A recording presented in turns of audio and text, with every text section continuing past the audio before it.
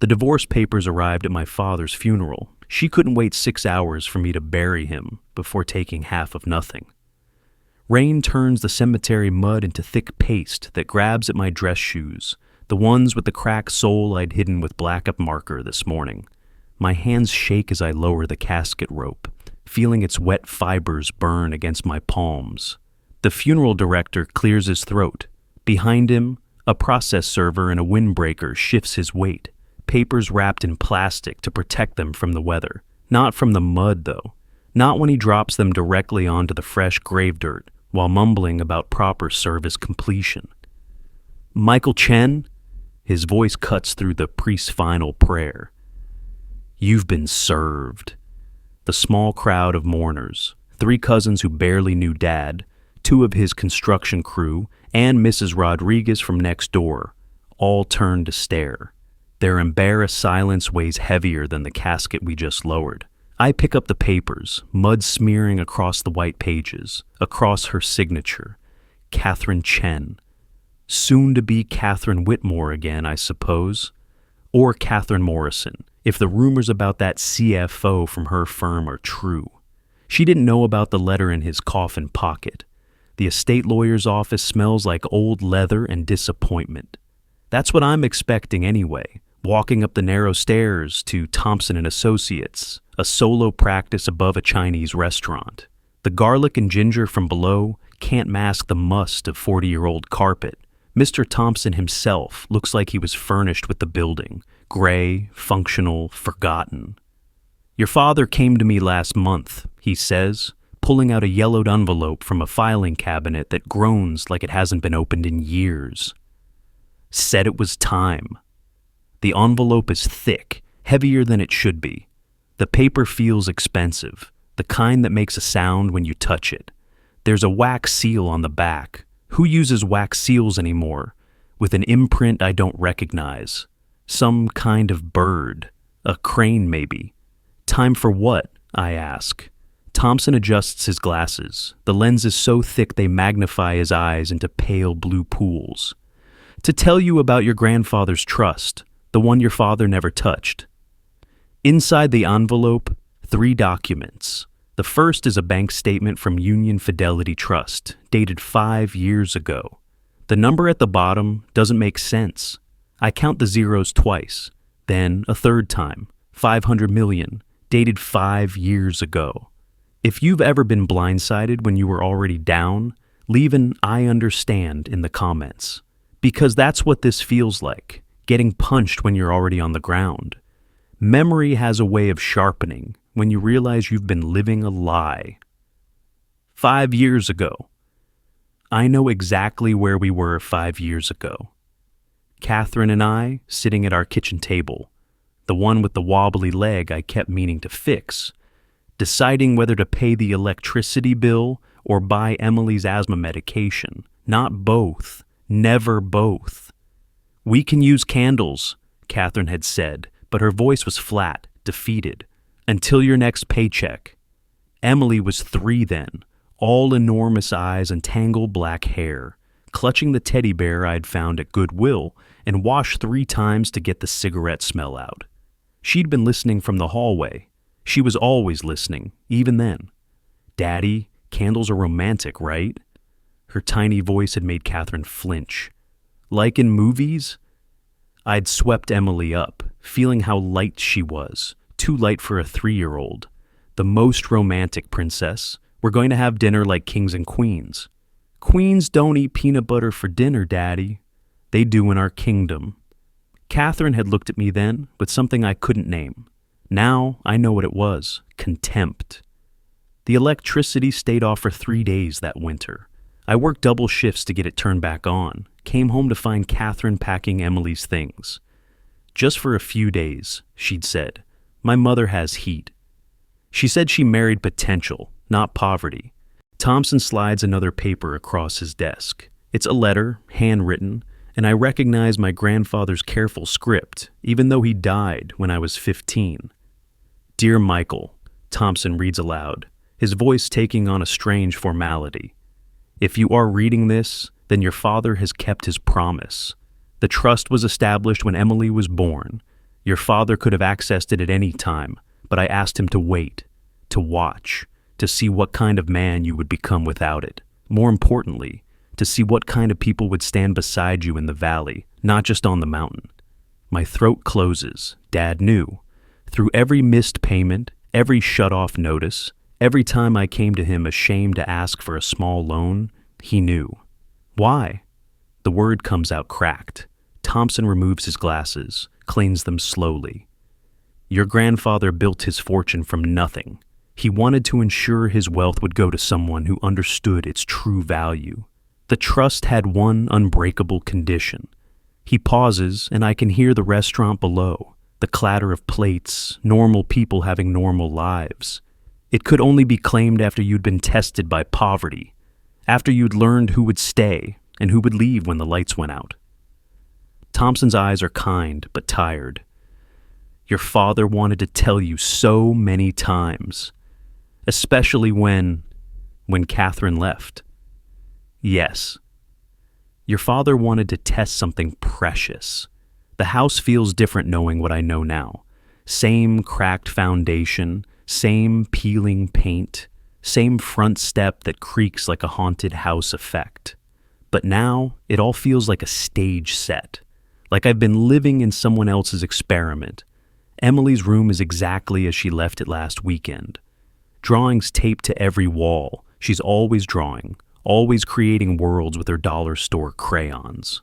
I pick up the latest one from her small desk, the one she uses for homework when she's here. It's a family portrait, like dozens of others, but this one is different. She's drawn me enormous, taking up most of the page, my stick figure arms stretched wide. She's drawn herself tiny, tucked into the corner of my embrace. And Catherine. Catherine is a small figure at the edge of the paper, already halfway off the page. At the bottom, in her careful kindergarten printing, My Family by Emily Chen, age 5. Mrs. Rodriguez knocks on the door. She always knows when I need to talk. 73 years old, raised 4 kids alone after her husband died in Vietnam. She's the only one who never judged the candle dinners or the car that only starts on the 3rd try. "Me ho," she says, handing me a casserole dish covered in foil. I saw the lawyer leave a message. Everything okay? I want to tell her everything. About the money. About the test. About how my father watched me struggle and said nothing. Instead, I show her Emily's drawing. "She's starting to understand," Mrs. Rodriguez says softly. "Children always know more than we think." Her mother's getting remarried, some executive from her company. Emily told me they're moving to a bigger house with a pool. "And what did you tell her?" "That I was happy if she was happy." Mrs. Rodriguez touches my shoulder. "You're a good man, Michael. Your father knew that. Money doesn't change what's in here." She taps her chest. It just reveals it. After she leaves, I sit in Emily's room, surrounded by her drawings, in every single one, no matter how small she draws herself, no matter how far away she puts her mother, I'm always drawn the same way, arms open, waiting. Mommy says we're getting a better daddy.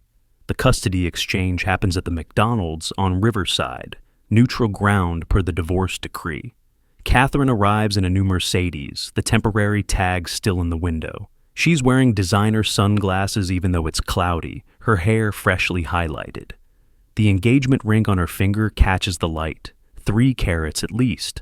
The kind of ring I used to promise her when I was young and stupid and thought love was about what you could buy. Emily runs to me, her purple backpack bouncing, the iPad Catherine bought her clutched in her hands. "Daddy, I made you something." She shows me the screen, another digital drawing, this one of us at the park. She's getting good with the drawing app, adding details she couldn't manage with crayons.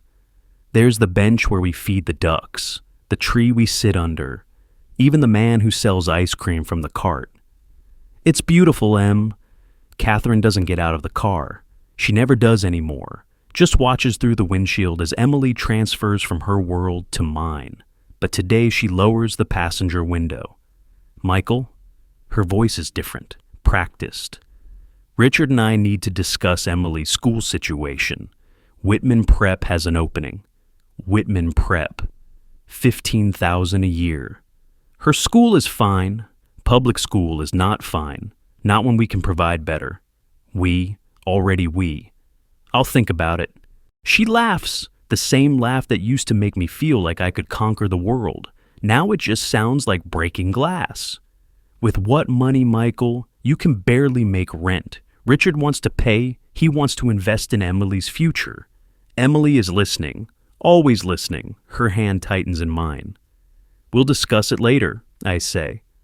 Catherine raises the window, but not before I hear her mutter to someone on speaker, Richard presumably. He can't even afford a real lawyer. As they drive away, Emily looks up at me. Daddy, what's wrong with Ms. Johnson? Ms. Johnson, the legal aid attorney who handled our divorce. Nothing wrong with her except she had 40 other cases and 15 minutes to review mine. Nothing, baby. She's perfect. That's what I told Mommy, but she laughed. The trust documents are burning a hole in my jacket pocket. $500 million. I could buy Catherine's Mercedes with the interest from a single day. I could buy Whitman Prep. I could buy Richard's entire company, but something in my grandfather's letter keeps echoing. See what kind of people would stand beside you in the valley. The wedding was planned before our divorce finalized. That night, after Emily's asleep, I go through the box of papers from the divorce, looking for something, anything that makes sense of the timeline. Catherine filed exactly 60 days after that winter without electricity, but the emails, subpoenaed during discovery, tell a different story. There's one from Catherine to her sister, dated 2 weeks before she filed. Richard is everything Michael isn't. Ambitious, successful, going places. The wedding will be small, maybe destination. Can't wait to start fresh. The wedding. Future tense but certain. She was planning a wedding while I was working double shifts to keep us afloat. I find the iPad on Emily's nightstand, the one Catherine insists she needs for educational apps. Emily's logged into her iCloud, and there it is in the shared photo stream Catherine set up. A screenshot Emily must have taken by accident. A wedding planning website, dated 3 months before our divorce. Venue selected, dress chosen. Even the cake flavor decided. Red velvet. She hates red velvet. I love it. In the corner of the screenshot, barely visible, a note. Timeline. Divorce final in Sept. Engaged in Oct. Married by Christmas. Clean transition. Clean transition. Like changing jobs. Like upgrading phones. Tomorrow marks a month since Dad's funeral. According to Thompson, I can claim the trust any time now. All it takes is a signature. One signature, and Emily never worries about electricity bills or choosing between medicine and food. One signature, and I can fight Catherine with an army of lawyers. But I keep hearing Emily's voice from earlier, talking about a conversation with her new stepfather-to-be. Richard says Daddy is a good example. An example of what, baby? He didn't say. Just laughed. The rain starts again, drumming against Emily's window. I watch her sleep, her hand still clutching the teddy bear from Goodwill, the one that's been loved threadbare. On her desk, another drawing, half finished. This one shows 2 houses. In one, stick figures around a dinner table with what looks like a chandelier above. Dozens of yellow lines indicating light. In the other house, a single figure at a table with one small orange circle above. A candle. At the bottom, she's written, Daddy's house is warmer. The trust can wait. Tonight, I need to understand exactly who Catherine has become, and more importantly, who she's bringing into our daughter's life. Because something tells me Richard Morrison wants more than just a wife. He wants to erase me entirely. 3 weeks later, I'm sitting in my truck outside Richard Morrison's office building, the one with his name etched in gold across the black granite entrance. Morrison Capital Management. 23rd floor. The security guard in the lobby wears a suit that costs more than I make in a month. Emily's with Catherine this week, but she called me last night, whispering, "Daddy, Richard has a big office with windows everywhere." "That sounds nice, baby." He has a picture of us on his desk, but you're cut out. The photo. I know exactly which one. Emily's 4th birthday at the beach, the 3 of us covered in sand, laughing at something I can't remember now. It was Catherine's Facebook profile picture for years. Now I'm edited out, digitally erased, leaving just a mother and daughter against an ocean backdrop. But I kept the real one, Daddy, the one with you, hidden in my treasure box. Her treasure box, a shoebox covered in glitter and stickers, where she keeps her most important things. Rocks from our walks, movie tickets from our dates, a photo with her father's face intact. Thompson calls while I'm still parked outside Morrison's building. "Michael, we need to discuss the trust conditions more thoroughly. Can you come by?" His office still smells like Chinese food and old carpet, but now there's a banker's box on his desk filled with documents. "Your grandfather was very specific," Thompson says, pulling out papers covered in dense legal text. "The trust has multiple release conditions. It's not just about claiming it." "What do you mean?" "The money is Emily's as much as yours. Your grandfather structured it as a family trust, with very specific provisions about custody and guardianship." He adjusts his glasses. "Whoever has primary custody of Emily controls her portion until she's 25. The room suddenly feels smaller. "Catherine's filing for full custody," I say. "She filed yesterday." Thompson nods slowly. "I'm aware. I've been monitoring the court filings." He pulls out another document. "There's something else. The trust has a morality clause. If it can be proven that someone is attempting to claim it through manipulation or deception, they forfeit all rights to any portion. So, if Catherine finds out about it, if she attempts to use Emily to access it, she gets nothing. But Michael," he leans forward, "the same applies to you. This money can't be weaponized in a custody battle. Your grandfather wanted it to go to family who stay together for love, not money." "Delete that kid's drawings. They're embarrassing." The recording happens by accident. Emily calls me on the iPad Thursday night, our regular video chat time. She's in her room at Catherine's new house. I can see the princess wallpaper Richard had installed, the white furniture that looks like a magazine spread. "Daddy, want to see my new dress?" She props the iPad on her dresser and spins, the pink tulle flying out around her. "Richard bought it for my presentation." "What presentation, sweetheart?" "For his friends. Mommy says I need to make a good impression." She's still spinning when I hear Richard's voice from the hallway, clear and sharp. "Is she still playing with those drawings?" Catherine's response is muffled, but Richard's next words come through perfectly as he apparently enters the room. "Delete that kid's drawings. They're embarrassing, especially the ones of her real father. I don't want my partners seeing those when they come for dinner. Makes us look like a broken family."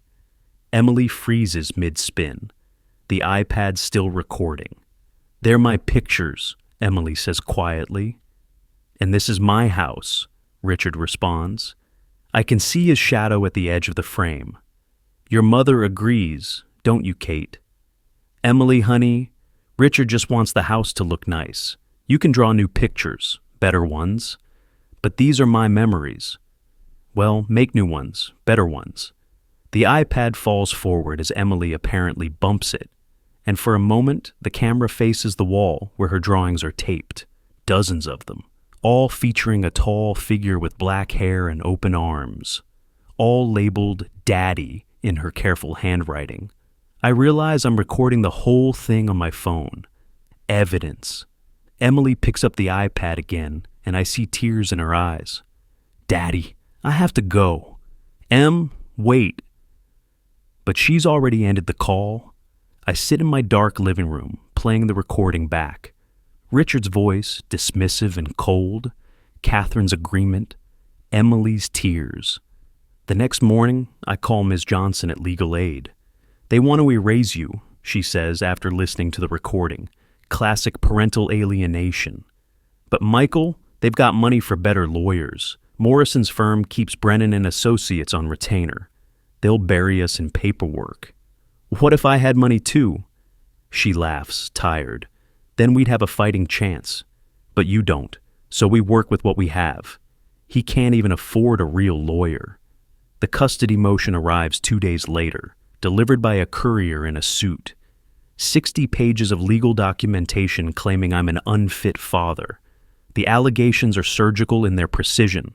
Inability to provide adequate housing, photos of my house included, every flaw highlighted, insufficient income, tax returns attached, every dollar scrutinized, educational neglect, Emily's public school ranked against Whitman Prep, emotional manipulation, apparently letting Emily draw pictures of me constitutes this. Catherine's affidavit is the worst part. She describes our marriage like she's talking about someone else's life. The winter without electricity becomes dangerous negligence. The candlelit dinners become inability to provide basic utilities. Even the Goodwill teddy bear makes an appearance as exposing our child to unsanitary conditions. But it's the last page that stops my heart. A psychological evaluation request. They want to prove I'm depressed, unstable, holding Emily back from reaching her full potential. Mrs. Rodriguez finds me on my front step at midnight, holding the papers. They're trying to take her, I tell her. Then you fight, she says simply. You fight with everything you have. They have more. No, mijo, they have money. You have something they can't buy. What's that? The truth, and a daughter who knows it. The hearing is set for 3 weeks. Judge Martinez, according to Ms. Johnson, is fair but practical. She'll look at bank accounts and private school brochures and see a clear choice, unless I change the game entirely. She hasn't eaten lunch in 3 weeks. The call from Emily's school comes on a Tuesday. Mrs. Chen, no relation despite the shared surname, speaks carefully, like she's walking through a minefield. Mr. Chen, I'm calling about Emily's lunch account. Is there a problem with the deposit? I sent the check last. No, the account has money. That's not the issue. She pauses. Emily hasn't been eating lunch. She's been giving her lunch money to other students who can't afford meals. I close my eyes. How long? 3 weeks since she came back from winter break. She told me... Another pause. She told me her stepfather said, poor children need to learn to work for their food, and she disagreed. So she's been giving them hers. She must be hungry. She says she's used to it, that you and she used to skip meals together so everyone could eat. Mrs. Chen's voice catches. Mr. Chen, I've been teaching for 20 years. I've never seen a 5-year-old with that kind of empathy. You've raised an extraordinary little girl. Thank you for telling me. There's more. I probably shouldn't say this, but the court sent an observer last week to evaluate Emily's adjustment. They asked her about her living situations. My stomach drops. What did she say? She drew them a picture, 2 houses. In one, she drew a swimming pool and a big TV and lots of toys. In the other, she drew 2 people reading together on a small couch. Mrs. Chen takes a breath. When they asked her which house made her happier, she pointed to the small couch. She said, "This one has love." She stopped drawing families altogether. The meeting with Catherine's lawyer happens at a Starbucks, neutral ground, he suggested. David Brennan looks exactly like his billboards. Silver hair, perfect teeth, the kind of confidence that comes from never losing. Mr. Chen, he says, not offering his hand, my client is willing to discuss terms. Terms for what? Voluntary relinquishment of custody.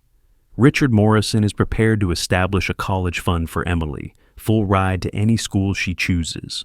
All you have to do is step back, supervise visitation once a month. Let Emily have the life she deserves. The life she deserves? Come on, Michael. Look at the facts. You're a construction worker living paycheck to paycheck. Morrison runs a $100 million fund. Catherine has an MBA. You have a high school diploma. They can give Emily everything. Everything but her father. Brennan slides a folder across the table. Richard had a private investigator follow you for 6 months. Every late payment, every borrowed dollar, every time you fed Emily ramen because you couldn't afford better. It's all here. Do you really want this aired in court? I open the folder. Photos of me at the food bank, at the thrift store, walking Emily to school in the rain because my truck wouldn't start. They've documented every moment of struggle, turned poverty into evidence of failure. You know what's not in here? I ask. What's that? A single photo of Emily unhappy with me. Brennan's smile doesn't reach his eyes. Happiness doesn't pay for college. No, but apparently Richard Morrison does. Tell me, how long has he been planning this? The custody grab, I mean. Because the private investigator started 6 months ago, but Richard only married Catherine last month. For the first time, Brennan looks uncertain. Unless, I continue, he was planning this before they even got married. Unless this was always about something else. Does Morrison have children of his own? That's not relevant. 3 marriages, no kids. Now suddenly he wants to play daddy to a 5-year-old? I stand up. Tell your client I'll see him in court. As I leave, Brennan calls out, "You can't win this, Chen, not with what you have. The trust was always meant for Emily." Ms. Johnson's office is cramped, files stacked on every surface, but she's cleared a space for Emily's drawings. We've collected 20 of them, dating back 2 years, each one showing the same thing. A father and daughter together, always together. "It's not enough," she says. "Brennan will dismiss these as childhood fantasy. We need concrete evidence that Richard and Catherine are unfit." I have the recording, Richard telling Emily to delete her drawings. It helps, but it's not a smoking gun. Morrison will claim he was just trying to help Emily move forward. I pull out my phone, scroll to a video Emily sent me last week. She's at some charity gala with Catherine and Richard, dressed in a tiny cocktail dress, her hair styled like an adult's. She looks miserable. This is Emily at Morrison's company fundraiser. He made her attend as his daughter. Look at the timestamp, 11:30 p.m. on a school night. Ms. Johnson watches, her frown deepening. This is good. What else? Mrs. Chen from school will testify about Emily giving away her lunches, about what she told the court observer. We'll need more. Morrison's painted you as unstable. We need to show he's the unstable one. My phone buzzes. Thompson. Can you meet me at the courthouse? Urgent. The courthouse records room smells like dust and old paper. Thompson's already there, pulling files. Morrison's been married 3 times, he says without preamble. Each divorce was sealed, but the initial filings are public record. He hands me a stack of papers. The first wife claimed emotional abuse. The second cited cruel and unusual behavior. The third, she filed a restraining order that was later dropped. There's a pattern, Thompson says. But here's the interesting part. Morrison's company, it's hemorrhaging money. He's lost 3 major clients in the past year. The SEC has been sniffing around. So why the big show of wealth? Because he needs Emily, or rather, he needs what he thinks Emily represents. A stable family image for investors. The devoted stepfather playing catch with his daughter looks better than the 3-time divorcee with anger issues. How do you know all this? Thompson smiles for the first time since I've met him. Your grandfather didn't just leave you money, Michael. He left you friends, people who owe him favors, people who've been watching, waiting for you to need them. Why didn't you tell me before? Because you needed to fight for Emily for the right reasons. Not because you had an army behind you, but because she's your daughter. Your grandfather would have wanted that. This changes nothing. I loved him poor. The courtroom is smaller than I expected. Judge Martinez sits behind a desk that's seen better days, her reading glasses perched on her nose as she reviews the mountain of paperwork both sides have submitted. Catherine sits with Brennan and 2 other lawyers I don't recognize. She's wearing a conservative suit, her hair pulled back, looking every inch the successful mother. Richard sits behind her, his hand possessively on her shoulder. I have Ms. Johnson and Mrs. Rodriguez, who insisted on coming for moral support. This is a preliminary custody hearing, Judge Martinez begins. I've reviewed both petitions. Mrs. Morrison, you're seeking full custody with supervised visitation from Mr. Chen. Mr. Chen, you're requesting maintenance of the current joint custody arrangement. Is that correct? Both lawyers confirm. I'd like to hear from Mrs. Morrison first. Catherine stands, smoothing her skirt. Her testimony is polished, rehearsed. She talks about opportunity, about Emily's future, about the advantages of private school and cultural enrichment. She never once mentions love. Mr. Morrison has been wonderful, she says. He's already set up a college fund, arranged for piano lessons, enrolled her in Mandarin classes. Emily will have every advantage. And her relationship with her biological father? The judge asks. Catherine hesitates. Michael means well, but meaning well isn't enough. Emily needs more than good intentions. Brennan presents their evidence methodically. Financial statements, school rankings, photos of Richard's house versus mine. It's overwhelming in its precision. Then Ms. Johnson stands. Your Honor, we'd like to present evidence of our own. She starts with the drawings, one by one, laying them out like a timeline of love. Emily's artistic evolution, but always the same subject, her daddy. These were drawn at Mrs. Morrison's house, Ms. Johnson says, holding up the most recent ones. Despite Mr. Morrison's orders to delete them, despite being told they were embarrassing, Emily kept drawing her father. She plays the recording. Richard's voice fills the courtroom. Delete that kid's drawings. They're embarrassing. Catherine's face changes, just slightly. She didn't know I had this. Mrs. Chen takes the stand, describes Emily's lunch sacrifice, her empathy, her statement about which house has love. In 20 years of teaching, she says, I've rarely seen a bond like Emily has with her father. Then Thompson stands up in the gallery. Your Honor, I represent another interested party in this case. Brennan objects immediately. This is a custody hearing. No other parties have standing. On the contrary, Thompson says, I represent the estate of William Chen, Emily's great-grandfather. The estate has a significant interest in Emily's welfare. Judge Martinez looks intrigued. Approach. What follows is 10 minutes of heated whispering at the bench. When they return, the judge looks directly at me. Mr. Chen, are you aware of any family trust that might impact this case? This is it. The moment where everything changes. I could lie. Keep the money secret. Fight this battle on Catherine's terms. Or I could trust my grandfather's wisdom. That truth eventually wins. Yes, Your Honor. I recently learned about a family trust established by my grandfather. The courtroom erupts. Catherine's face cycles through confusion, shock, then rage. Richard leans forward, whispering urgently to Brennan. How much? Brennan demands. I look directly at Catherine when I answer. $500 million. The silence after my announcement stretches like spilled honey, thick and spreading. Catherine's mouth opens, closes, opens again. Richard's face has gone the color of old paper. Even Judge Martinez seems momentarily stunned.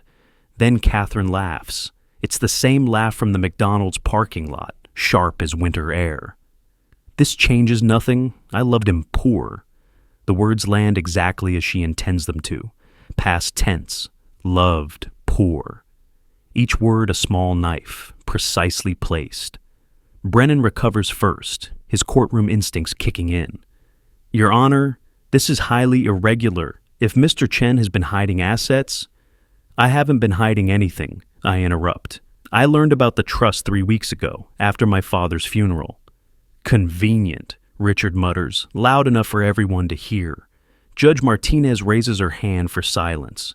Mr. Thompson, please explain the nature of this trust. Thompson stands, pulling out a folder thick with documentation. The trust was established by William Chen 15 years ago, with very specific conditions. It was to remain unknown to Michael Chen until after he had been, quote, tested by life's trials. The trust explicitly states that it cannot be used as leverage in any custody dispute. It's designed to benefit Emily Chen directly, with her guardian serving merely as administrator. So, whoever has custody controls $500 million, Brennan says. No, Thompson corrects. Whoever has custody ensures Emily's well-being until she inherits at 25. The guardian cannot access the principal for personal use. It's ironclad. Catherine stands suddenly. Your Honor, may I speak? Judge Martinez nods. I find it very convenient that this supposed trust appears just now, when Michael is about to lose custody. For all we know, these documents are fabricated. Michael's father died of Alzheimer's. Who's to say this isn't some delusion, some fantasy Michael created to... How dare you? The words come from Mrs. Rodriguez, standing in the gallery. Judge Martinez looks ready to call for order, but something in the old woman's face stops her. I knew William Chen for 40 years, Mrs. Rodriguez continues. Yes, he had Alzheimer's at the end, but this trust was created long before his illness. I witnessed him signing papers at Mr. Thompson's office 15 years ago. He was sharp as a tack then. Anyone can claim anything, Brennan interjects. We need proof. Check his father's medical records. Alzheimer's. Thompson produces medical records, dated and stamped. William Chen was diagnosed with early-stage Alzheimer's 18 months ago. The trust was established 15 years ago. Here are the bank records, the legal filings, all dated and verified. But Brennan isn't finished. Even if the trust is real, it doesn't change the fundamental facts. Mr. Chen is still living in substandard housing. He still struggles financially. Now we know it's by choice, which makes it worse. He's deliberately depriving Emily of comfort to, what, prove a point? I didn't know about the money, I say. So you claim, but you knew 3 weeks ago. Why didn't you immediately improve Emily's living conditions? It's a good question. One I've asked myself every night since Thompson told me. Because, I say slowly, I wanted to see who Catherine had become when she thought I had nothing. I wanted to know who was raising my daughter half the time. And what did you learn? Judge Martinez asks. I pull out my phone, scroll to a text message. This is from Catherine to Richard, sent 2 months ago. I got it from Discovery. She writes, once we have full custody, Michael will fade away. Men like him always do. Emily will forget him within a year. Catherine's face flushes. That was taken out of context. What context makes that acceptable, I ask. What context makes it okay to plan to erase a father? Richard stands now, his composure finally cracking. You want to talk about erasure? You're the one who's held Emily back. Private school, cultural opportunities, a better life. You've denied her all of it out of pride. No, I say.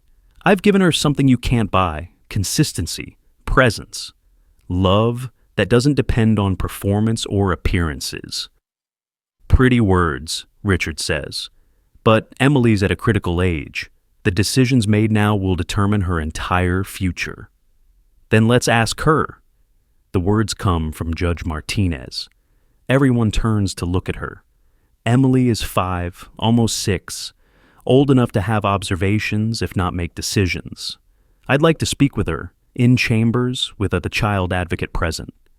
Brennan objects immediately. Your Honor, that would be traumatic. More traumatic than having her life decided without her input, the judge asks. I'll speak with her gently, with Dr. Patricia Huang from Child Services present. Both parents may watch via closed circuit, but may not communicate with the child during the interview. Catherine looks at Richard, something passing between them, fear maybe, or recognition that their carefully constructed narrative is about to meet the one person who can't be coached or bought. I know what Rich really means now. The video feed from the judge's chambers is grainy, but clear enough. Emily sits in a chair that's too big for her, her feet swinging freely. Dr. Huang, A gentle-looking woman with kind eyes sits beside her. Judge Martinez has removed her judicial robe, sitting in just a simple blouse, looking more like a grandmother than a judge. "Emily," Judge Martinez begins, "do you know why you're here today?" Emily nods. "Mommy and Daddy are fighting about where I should live." "That's right, and I want to understand what you think about that. There are no wrong answers, okay?" "Okay. Tell me about living with your mom and Richard." Emily's feet stop swinging. "They have a big house with stairs and a pool, but I can't swim in it because Richard doesn't want to clean it extra. My room is pink. I didn't ask for pink, but Richard said all girls like pink." "And what do you do there?" "I have lessons, piano on Monday, Mandarin on Tuesday, etiquette on Wednesday. Richard says I need to be accomplished." "Do you enjoy your lessons?" Emily looks down at her hands. "I like piano, but my fingers are too small for the pieces Richard wants me to play. He gets frustrated when I can't reach the octaves." "What about at your dad's house?" Emily's whole posture changes. She sits up straighter, a small smile appearing. "Daddy and I read together, every night, even when he's tired from work. We make up stories about the characters, and we cook together. I can make scrambled eggs now, real ones, not just pretend. And Mrs. Rodriguez teaches me Spanish and how to make tamales." "Tell me about school," Dr. Huang prompts gently. "At my regular school, I have friends, Maria and James and Tyler. At the new school Mommy wants, I went for a visit day. The kids there—" She pauses, choosing her words carefully. "They already know each other, and they have things I don't have." "What kind of things?" "Horses, vacation houses, their own iPads that aren't their mom's old one." She looks directly at the camera, as if she knows we're watching. "But they don't have daddies who build them forts out of moving boxes, or who teach them constellations on the fire escape." Judge Martinez leans forward slightly. "Emily, if you could draw a picture of home, what would it look like?" Emily brightens. "Can I have paper?" They give her paper and crayons, not the expensive tablet Catherine bought, just simple crayons like the ones she uses at my house.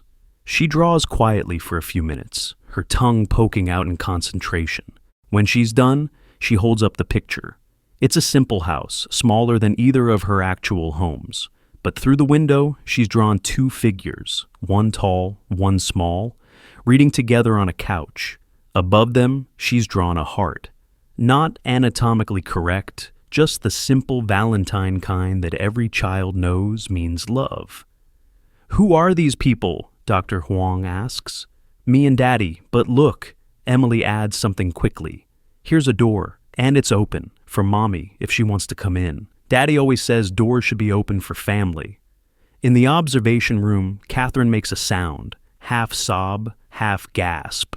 Richard puts his hand on her shoulder, but she shrugs it off. "Emily," Judge Martinez says carefully, "do you know what rich means?" Emily nods enthusiastically. "I learned about it. Richard told me we're rich now. It means having lots of money and nice things." "Is that what you think it means?" Emily considers this, her 5-year-old face serious. "I used to think that, but then I remembered something. Last winter, when the lights went out at Daddy's house, we sat in the dark and he told me stories. He said we were the richest people in the world because we had each other. And when the lights came back on, we were still the same. So, I think rich means—" She pauses, searching for the words. "Rich means you're still happy when the lights are off." Judge Martinez looks at Dr. Huang, who nods slightly. "One more question, Emily. Both your parents love you very much. If you could tell them one thing, what would it be?" Emily looks straight at the camera again. "We don't leave. That's what Daddy says. Family doesn't leave, even when it's hard, even when the lights are off. We don't leave." The feed cuts. In the observation room, I'm crying. I'm not ashamed of it. Catherine is crying too, her carefully applied makeup running in the dark streams. Richard is the only one not crying. He's calculating. The stepfather's business is under investigation.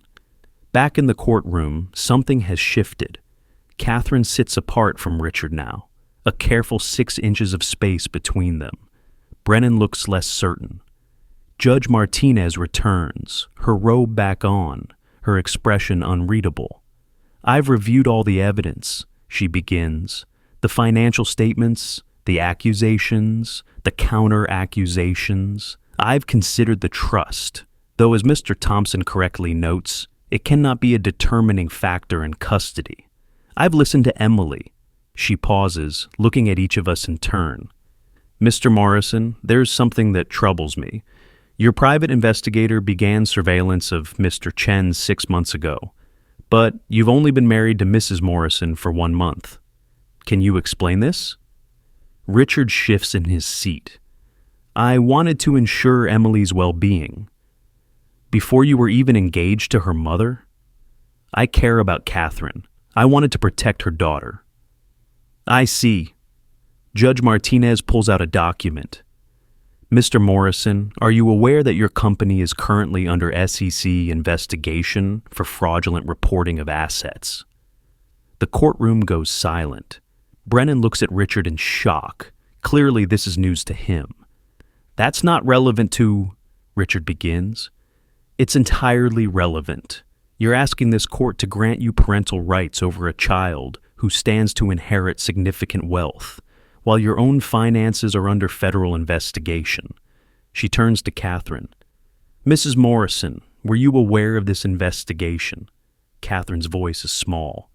"No. The investigation began 4 months ago, right around the time Mr. Morrison began pushing for full custody of Emily." The implication hangs in the air like smoke. Richard wasn't marrying into a family. He was marrying into a potential windfall, using Emily as collateral for his failing business. Thompson stands. "Your Honor, we've just received additional information. 3 of Mr. Morrison's former business partners are willing to testify about his pattern of financial manipulation and fraud." Richard explodes.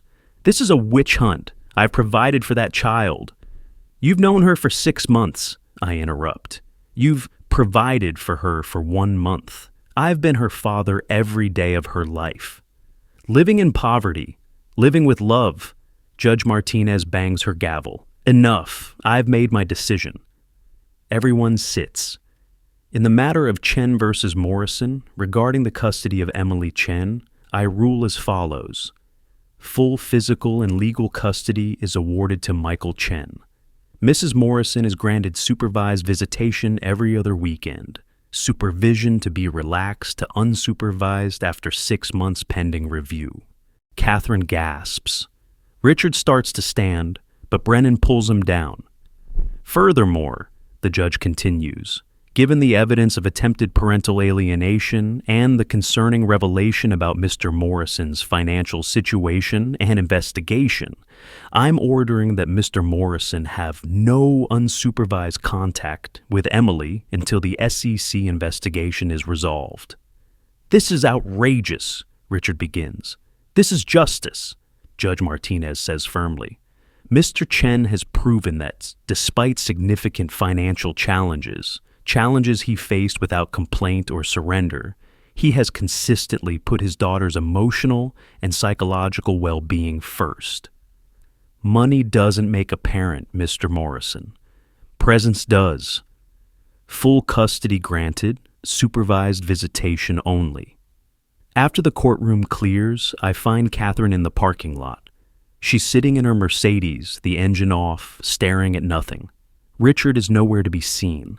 His lawyer hustled him out immediately after the verdict. I knock on her window.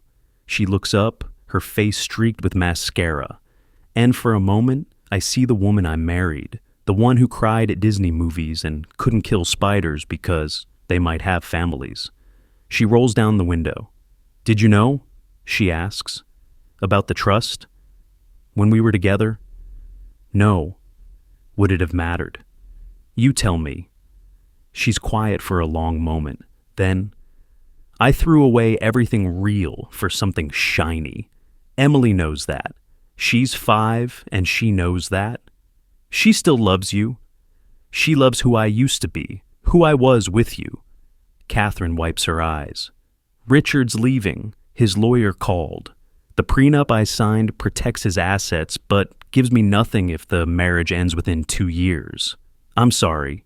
No, you're not. You're right. I'm not. She almost smiles. What are you going to do with the money? Set up Emily's future. Keep living the same way. Maybe fix the front step. I pause. Make sure Emily knows her mother loves her, even when she makes mistakes.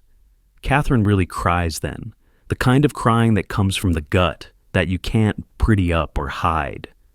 I don't deserve that. It's not about deserving.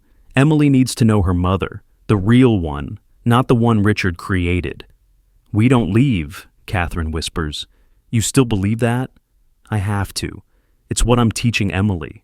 Even after what I did, especially after what you did, because someday Emily's going to make mistakes too, and she needs to know that love isn't conditional on perfection. Wealth is who stays when the lights go out. Thompson's office feels different now.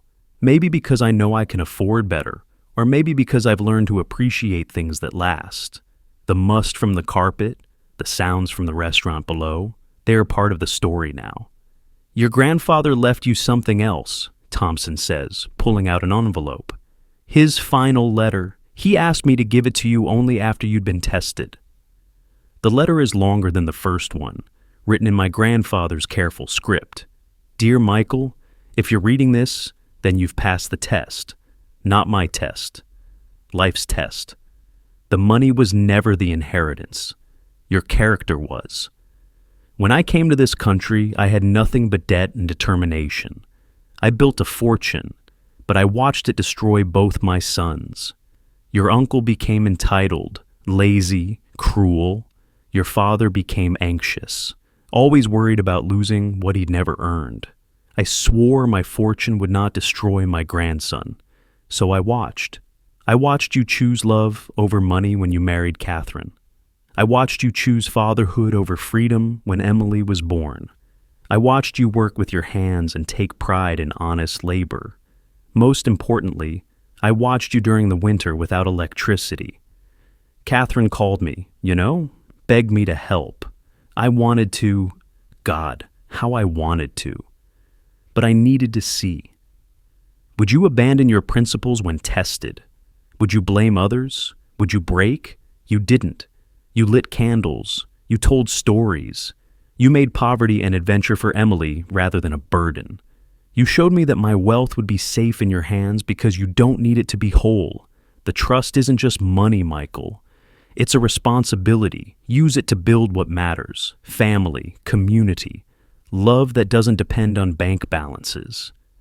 Your father wanted to tell you so many times. I made him promise not to. His sacrifice, watching you struggle while sitting on millions, was his final gift to you. He ensured you became a man worthy of wealth by living without it. Money tests everyone except children. Emily passed that test the day she chose reading with you over swimming pools. She knows what I learned too late. Wealth is who stays when the lights go out. Build something beautiful, grandson. Not with money, with love. William Chen. I read it 3 times before I fold it carefully, place it back in the envelope. Thompson watches me over his thick glasses. He was proud of you, he says, even when you were eating ramen, especially then. I wish I could have told him. He knew, trust me, he knew. The trust splits 3 ways now, including her. 5 years later, the community center is almost finished. Emily, now 11, stands beside me in a hard hat that's still too big for her head, holding the blueprint she helped design. The Emily Chen Youth Arts Center will open next month, providing free art classes to any child who wants them. Dad, do you think Mom will come to the opening? Catherine has been sober for 3 years now. The Richard disaster sent her into a spiral, then into recovery. She lives simply now, teaching part-time, rebuilding slowly. Emily sees her every weekend, unsupervised for the last 4 years. I hope so, Em. I want her to see what we built. what her dad built too, in a way. The trust has grown to nearly $1 billion under careful management. Emily will inherit at 25, but she already understands its purpose. She serves lunch at the homeless shelter on Saturdays, tutors younger kids in reading, saves her allowance to buy art supplies for her classmates who can't afford them. "Dad?" Emily asks, adjusting her hard hat. "Remember when I was little and you said we were rich even with the lights off?" "I remember. You were right, but you know what?" "What?" "It's also nice to help other people keep their lights on." Mrs. Rodriguez, now 83, still lives next door. She's teaching Emily to make tamales and speak Spanish. She's also teaching her about resilience, about surviving loss, about choosing joy. I'm teaching Emily about work, about building things that last, about keeping promises even when they're hard. Catherine is teaching her too, in her own way, teaching her that people can break and rebuild, that mistakes don't have to be endings, that sometimes the best apology is simply showing up and trying again. The three of us don't fit any traditional model of family. We're not reconciled, Catherine and I, but we're not enemies either. We're two people who created something perfect, Emily, and are trying to deserve her. At night, Emily still draws. Not family portraits anymore. She's moved on to landscapes, abstracts, dreams translated into color. But on my fridge, held by a magnet from the pizza place we went to after the custody hearing, is her last family portrait. 3 figures holding hands. Not in the same house, but connected by a golden thread she labeled love. The community center's concrete is still wet. Emily places her hand in it, leaving a perfect print. I place mine next to hers, larger, protective, permanent. Then, surprising both of us, Catherine appears. She's been watching from her car, working up courage. "Room for one more?" she asks. Emily grabs her mother's hand, places it on the other side of her own print. 3 hands, one large, one small, one medium, in concrete that will last generations. "We don't leave," Emily says, looking at both of us. "Even when it's complicated, even when it hurts, we don't leave." The sun is setting, turning the construction site golden. Tomorrow, the work continues. The center will rise. Children will create art in rooms paid for by a grandfather who understood that wealth isn't what you have, it's what you build with what you have. But tonight, in this moment, a broken family stands together in wet concrete, leaving evidence that love endures even failure, even betrayal, even time. Emily's valedictorian speech began with, "My dad taught me," but that's 6 years away still. Tonight she's 11, standing between her imperfect parents, her handprint in concrete, her future funded, but not defined by money. "Dad?" she says, looking up at me. The lights are on. I look at the construction site, lit up with work lights, then at Catherine, whose eyes are clear for the first time in years, then at my daughter, who somehow became wise while I was trying to keep the electricity on. "Yeah, baby," I say, "the lights are on." And we go home, each to our own, carrying the same light inside us, the one that doesn't need electricity, the one that can't be shut off for non-payment, the one my grandfather invested in before he ever invested a dime, the light that stays on when everything else goes dark. We don't leave, we just grow.